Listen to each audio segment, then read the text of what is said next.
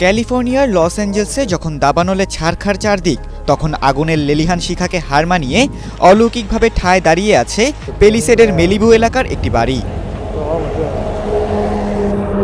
$9 million 3তলা বাড়িটির মালিক 64 বছর বয়সী ডেভিড স্টেইনার। পেশায় ছিলেন টেক্সাসের বর্জ্য ব্যবস্থাপনার একজন নির্বাহী কর্মকর্তা। পেলিসেডে যখন দ্রুত গতিতে ছড়িয়ে পড়তে শুরু করে দাবানল, তখন প্রাণ বাঁচাতে বাড়ি ছেড়ে সপরিবারে ঠাঁই নেন নিরাপদ আশ্রয়ে। ভাবেননি আর ফিরে যেতে পারবেন নিজ ঘরে, তবে আগুন নেভার পর দেখলেন আশ্চর্য এক কাণ্ড।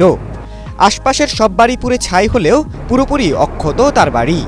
এমনকি বাড়ির দেয়ালেও নেই আগুনের কোনো চিহ্ন, যেন ধ্বংসস্তূপের ওপর দাঁড়িয়ে আছে এক বাতিঘর।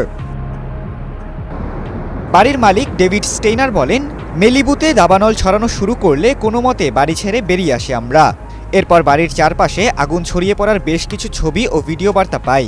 দাবানলের ভয়াবহতা দেখে ভেবেছিলাম বাড়িটা হারাবো, কিন্তু পরিস্থিতি নিয়ন্ত্রণে এলে দেখি আশেপাশের সব পুড়ে গেলেও ঠায় দাঁড়িয়ে আছে আমাদের বাড়িটি। এটি অলৌকিক ঘটনা ছাড়া আর কি হতে পারে। এই বাড়ির ছবি ও ভিডিও শেয়ার করে নানা রকম গুজব ছড়িয়েছে সামাজিক যোগাযোগ মাধ্যমে। ঘটনার ব্যাখ্যা দিতে গিয়ে মালিক ডেভিড জানান, যে কোনো বড় আঘাত ও ভূমিকম্পের মতো প্রাকৃতিক দুর্যোগ ঠেকাতে বিশেষ নকশায় বানানো হয়েছে বাড়িটি। অগ্নি প্রতিরোধক ছাদের পাশাপাশি নিরেট পাথর ও জোরালো প্রলেপে তৈরি বাড়ির দেয়াল। বড় ধরনের ঘূর্ণিঝড় বা জলোচ্ছ্বাসের ঢেউয়ের চাপ প্রতিরোধে মাটি থেকে কমপক্ষে 50 ফুট গভীরে গর্ত করে বসানো হয়েছে মূল কাঠামো। এমন ঘটনায় খুশিতে আত্মহারা ডেভিড ও তার পরিবার।